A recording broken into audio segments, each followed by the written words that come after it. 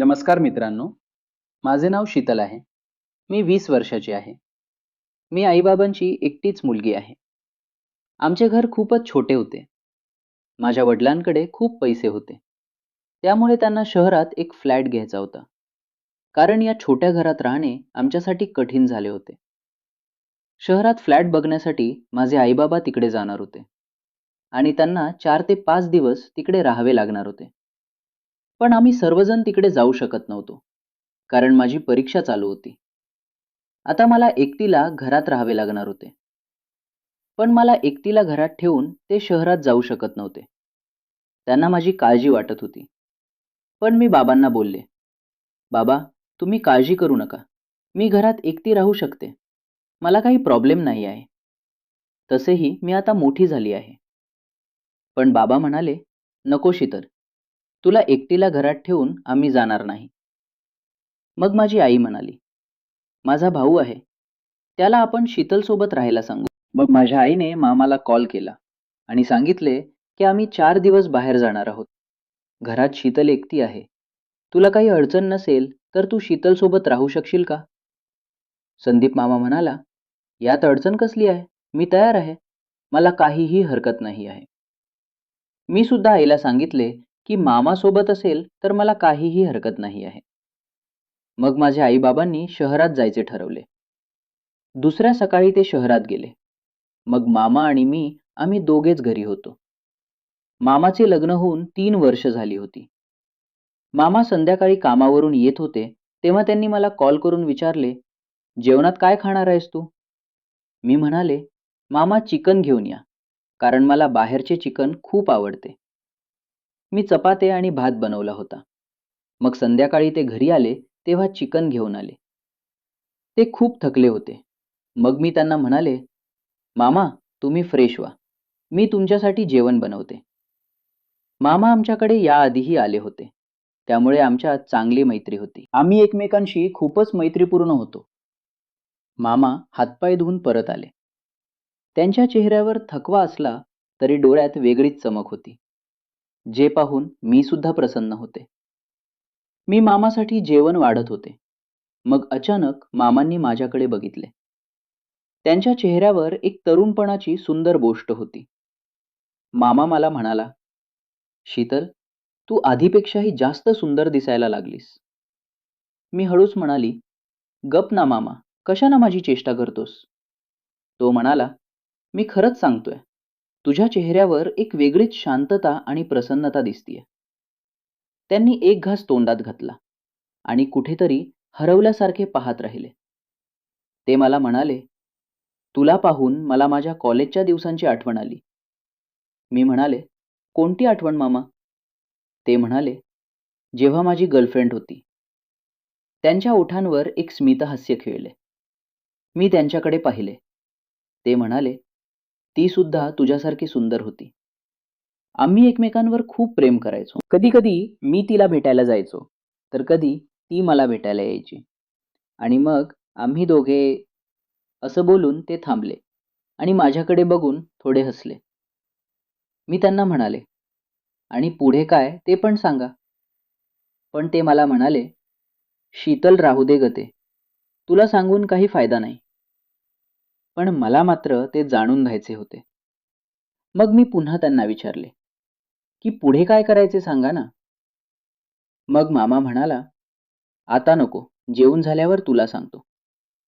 मग मी पटापट जेवून घेतले. मामा सुद्धा जेवला. मग मी भांडी वगैरे घासून मामाच्या खोलीमध्ये गेले.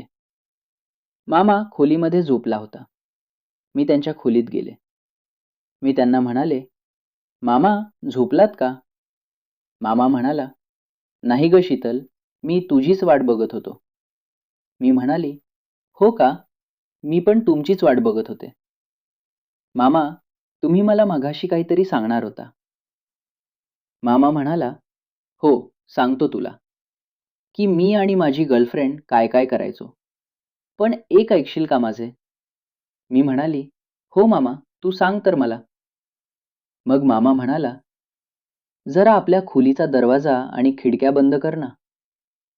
मग मी थोडीशी शॉक झाली. पण मामा बोलला म्हणून मी काहीही न विचारता दरवाजा आणि खिडक्या बंद केल्या. आता मामा मला म्हणाला, "शीतल, मी जे तुला सांगेन ते तू कोणालाही सांगू नको." मी म्हणाले, "हो मामा, मी कोणालाही नाही सांगणार. तुम्ही सांगा तर तुम्ही दोघं काय करायचे?"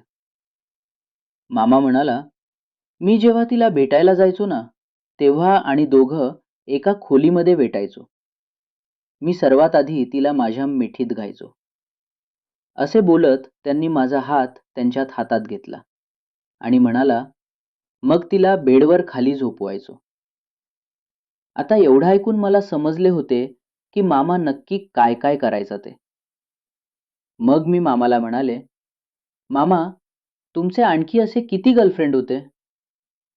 मग तो मला म्हणाला, "शीतल, तसे तर माझे कॉलेजमध्ये 2 गर्लफ्रेंड होते." मग मी म्हणाले, "मग तुम्ही दोघांसोबत पण असे केले का?" मामा म्हणाला, "हो, मी दोघांसोबत तसे केले आणि ते वय तसे करण्यासाठीच असते. मला सांग, तुझा कोणी असा बॉयफ्रेंड नाही आहे का?" मी म्हणाले, "नाही, माझा असा कोणीच बॉयफ्रेंड नाही." मग मामा म्हणाला, "म्हणजे तू आयुष्याची खरी मज्जा अजून घेतलीच नाही आहे." हे ऐकून मी शॉक झाले आणि म्हणाले, "हो ना मामा, मला पण वाटते की माझा पण कोणी बॉयफ्रेंड असावा, जो मला मिठीत घेईल, सुख देईल, पण मला तसा कोणीही नाही भेटला." मामाने मला थोडे जवळ घेतले आणि म्हणाला, "तुला खरंच इच्छा आहे का तसे करायची?" मी म्हणाले, "हो मामा, मला खरंच इच्छा झाली आहे." मग मामा म्हणाला, "ही इच्छा तुझी मी पूर्ण करू शकतो, जर तुला काही हरकत नसेल तर." आता हे ऐकून माझ्या चेहऱ्यावर हास्य आले, कारण मला सुद्धा तेच हवे होते आणि स्वतः मामा तसे म्हणाला, मग मी खूप खुश झाले. पण मी मामा म्हणाले, "मामा, आपल्यामधली ही गोष्ट कुणालाही कळवून नको देऊ." मामा म्हणाला, "हो ग शीतल." असं म्हणत त्यांनी मला त्यांच्या मिठीत घेतले. त्या रात्री मी मामाच्या खोलीमध्ये रात्र काढली. खूप मज्जा, धम्माल आणि रात्रभराची जागरण, शरीराची झालेली धगधग, त्यामुळे मग आम्ही सकाळी खूपच उशिरा उठलो. पण ती रात्र माझ्या आयुष्यातील सर्वात स्पेशल होती. त्या रात्री आम्ही एकमेकांना खूपच जवळून पाहिले. एकमेकांचे घेतले विचार. त्यांचे विचार बघून माझे पुन्हा पुन्हा त्यांच्याजवळ राहायचे मन करत होते. अशी ही माझी कथा होती. माझ्या मामाने मला त्या रात्री आयुष्यभराचे विचार आणि मज्जा एकाच वेळी दिली. अशा प्रकारे कधीही मोठ्या व्यक्तीसोबत राहिले तर आपल्या खूप काही शिकवण मिळते. हेच मला तुम्हाला सांगायचे होते. ही कथा तुम्हाला कशी वाटली? कमेंट्स करून नक्की सांगा. अशाच कथांसाठी आपल्या चॅनलला सबस्क्राईब करा.